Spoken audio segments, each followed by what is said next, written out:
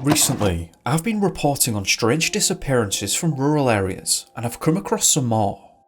Specifically, this time of very young people disappearing from their isolated homes only to be found later in the woods, which sparked suspicions of law enforcement and searchers present, some of whom stating that the circumstances were very unusual. Geraldine Markline was 2 years old when she disappeared from her rural farm home in Pennsylvania, around 3 miles or so northeast of Hanover.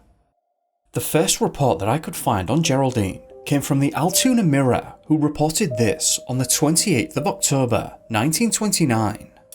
A group of more than 175 persons today resumed the search for Geraldine, who has been missing since Saturday. The child wandered away from the farm home of her parents while her mother was absent. The child had been left in the custody of a 14-year-old brother. The search for Geraldine went forward all night Saturday and yesterday without results. The 14-year-old brother, Luther, wasn't only looking after Geraldine that day. He was also looking after his younger sister, 11, and another brother, 4. Luther had looked after them many times before and there had never been a problem. Apparently, Geraldine's mother had an urgent trip that she had to take to Hanover, though the reasoning wasn't stated. Luther had taken his younger siblings out into the garden where they were gathering leaves to be used in bedding stock on the farm. Geraldine was placed beside a tree in very close proximity to the others, playing with a toy while she watched them. Luther then went inside to bring some supplies out, such as food and drink, but when he returned, she was nowhere to be seen. She disappeared quickly and had managed to get completely out of sight. The younger siblings never saw or heard anything to hint at what might have happened. It appeared as though she'd just wandered off, though it was commented a number of times at how odd it was that she had seemingly gotten far away enough not to be discovered in the time that she had. Unfortunately, the farmhouse was remote, so Luther wasn't able to get help. So instead, he asked the others to stay inside the house while he looked, but he couldn't find a trace of her. He spent the entire time looking for her until his mother arrived back home a number of hours later. This, of course, is when the official search began for Geraldine, and they had over 200 searches on scene quickly. The searchers performed grid searches for miles in all directions from the centre point, which was the tree. Thankfully, this search would locate her, but it wouldn't be until 48 hours had passed. After spending 2 days and nights outdoors, clad only in light clothing, Geraldine is home again. Apparently, none the worse for her experience. After wandering away from her parents' home, she was located 48 hours later. She was found Monday morning in what is known as the Milwaukee Woods, about 1.5 miles from her home. She was discovered by her grandfather, Jacob, Albert, and Clayton. When found, the girl's hat and coat were missing, and she was wearing only 1 shoe and 1 stocking. Geraldine was wrapped in a blanket by her rescuers and taken home, where an examination revealed that she apparently had not suffered any ill effects from exposure. This shocked some of the searchers initially because it was said to have been particularly cold at that time, especially overnight. It seems that there was some present searching that really didn't believe that this was going to have a pleasant ending. It was said that the experience wasn't a terrifying one for Geraldine, though I'm not sure how they knew that exactly. It was said that she wasn't able to relay what had happened. It doesn't appear that any of the missing clothes were ever found, and similar to other disappearances I've covered in the past, there was an emphasis on the night time in that it wasn't fully understood how she managed to stay warm, especially in such light clothing and lack thereof. There were also suspicions of her being taken because during the search they were just finding nothing. There were some with the opinion that this particular hypothesis would explain why she didn't suffer from exposure, hypothermia, or anything like that. However, there was no evidence of any kind of abuse. But not only that, what would the purpose be of taking the hat, coat, 1 shoe and 1 stocking? Another point that seems to refute this idea is the fact that while she was uninjured, she did have scratches that would imply spending time in the outdoors. Ultimately, we will never know completely why or how she left, what her time spent missing looked like, or what she was doing overnight. At least she was found in much better condition than people expected, despite all of the confusion. Now, let's move on to the next disappearance. Alice Lorraine Berker was just 20 months old when she disappeared in a Vermont woodland area. Specifically, she, her two siblings, and her parents lived in New York but were on holiday in Vermont, choosing to rent out a cabin near Bald Mountain. The specifics on the circumstances are a bit hazy, but it seems that the parents had managed to lose track of Alice. From what I can gather, Alice was playing in the garden with her other siblings, I think. The mother had just left on a 10-minute trip to get some milk from their neighbours, and I'm not sure where the father was, just inside the cabin, I think. It was during these 10 minutes that Alice would disappear. A large delegation of townspeople joined the search effort today for Alice Berker, who disappeared from the front lawn of her home here last night. Virtually, the entire town was out searching for the little girl, and 150 employees of the leading industrial plant here were excused from work and joined the search. Sheriff Peck is positive the child could not have been taken out of the area. More than 100 weary searchers poked through brush piles and plodded through dampy woods today in a fourth day's grim determined search for Alice. 3 days of unrelenting search have brought no trace of the tot, but Sheriff Peck insisted that she must be here somewhere. After checking all possibilities, she can't have been taken out of this locality. We are going right on with this hunt for the Berker child until every inch of land around here has been covered. The New York State Troopers brought in bloodhounds but said that the dogs never found a scent. It seems that hope was draining from this situation. Searchers virtually gave up hope today that Alice, missing since Monday, 4 days prior, would be found alive in nearby woods. Sheriff Peck said she could not possibly have survived the cold and exposure of the past 2 nights. We have considered the idea that she may have been taken and other possibilities, but we are convinced that she simply wandered into the woods. This is interesting in and of itself because this search grew rapidly and intensive grid searches were being undertaken all around the cabin for miles in every direction. The dogs never detected anything, and the searchers couldn't identify a direction of travel. It seems that the reason that they were so invested into the just wandering away hypothesis was because no one else had been seen around the cabin that day. There were no other vehicles present, and no one had seen anyone lingering around or anything like that. However, it seems that there were multiple camps here with differing ideas because some of the officers present found this incident to be highly unusual. Maybe Alice didn't wander away alone into the woods, said Constable Ralph Young. I'm afraid something else happened to her. It's important to note that Alice had been missing for 5 days at this point. We've heard differing opinions and ideas. Perhaps most prominently was the thought held by many present that a 20-month-old, or any young person really, could have survived this length of time alone in these harsh colds, especially overnight. So let's get bizarre. Alice Berker spent 5 days alone in Vermont woodland before being found.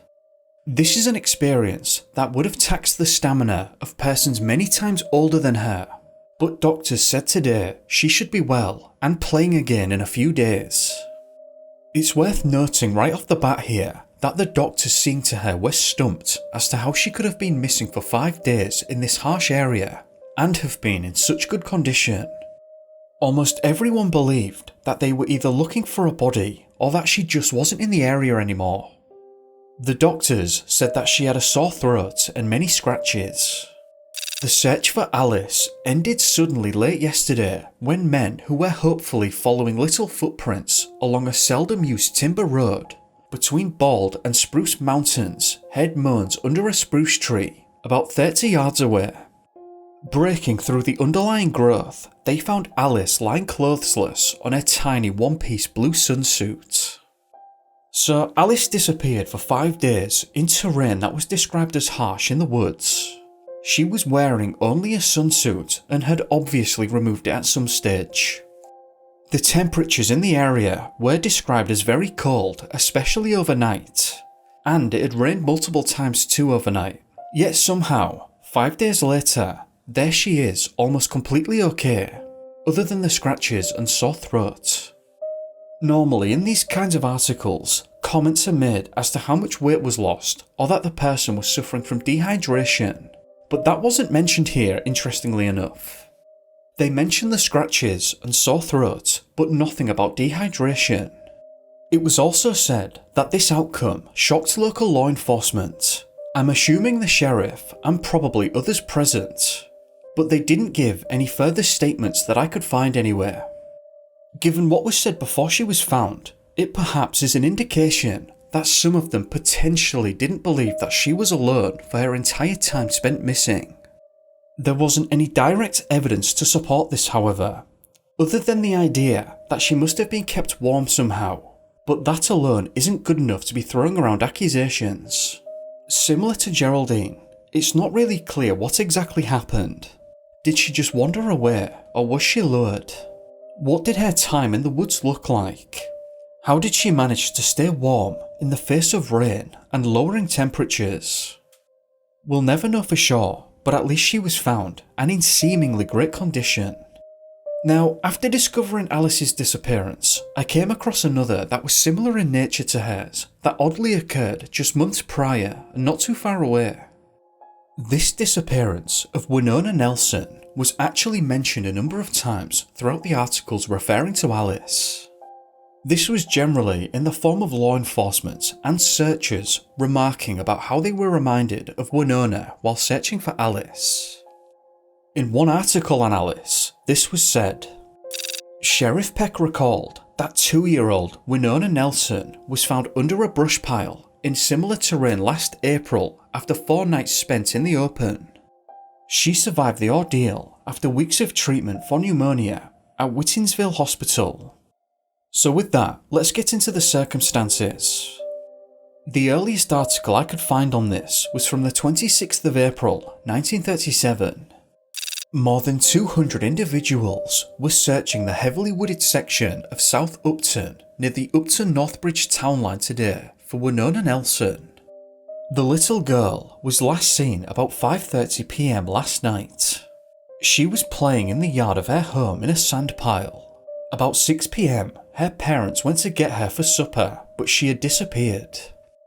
To be clear, Winona wasn't outside alone for 30 minutes, she was with 5 other young friends.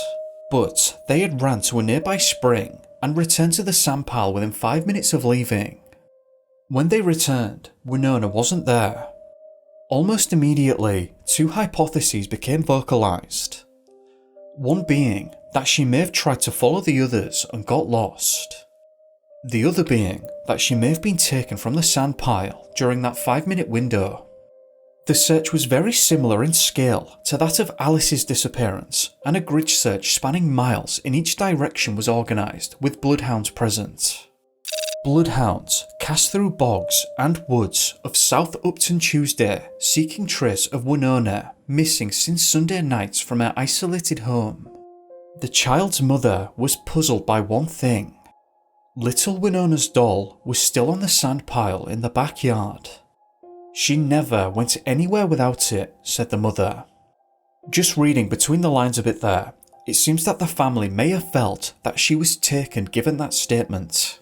Probably thinking that if she had simply followed the group, she'd have taken her doll with her. However, as previously established, Winona would be found after 4 days.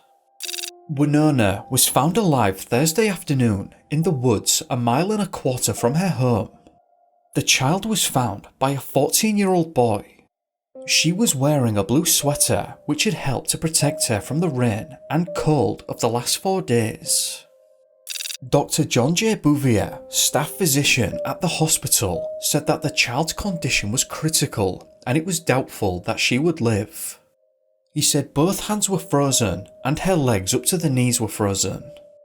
Gangrene had set in the left foot, he said.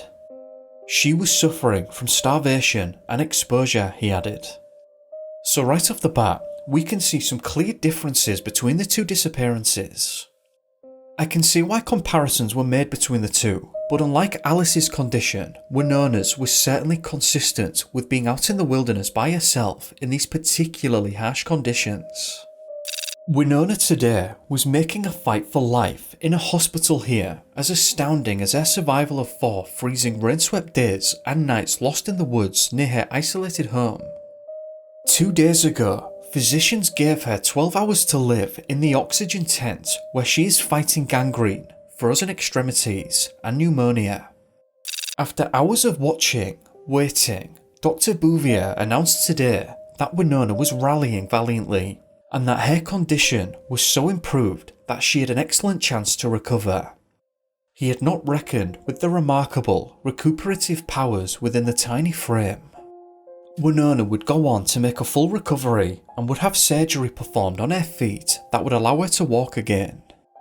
Winona was clearly in much worse condition than Alice, and multiple articles referred to the fact that she was suffering from starvation and dehydration, which of course was not mentioned in the reports on Alice. The reporting on each incident might highlight that there was considerable difference between the disappearances themselves. Did they both simply wander out into the woods and get lost? Did someone perhaps take Alice in the first instance and later leave her in the woods to be found? It's not clear. I'm just glad both were found in the end, and they certainly make for an interesting string of disappearances. What do you make of these incidents? Is it odd that they happen so close in time to one another and in relatively close proximity too? Do let me know your thoughts. I suppose with that, now is a good time to end this video and to hand it over to you in the comments below.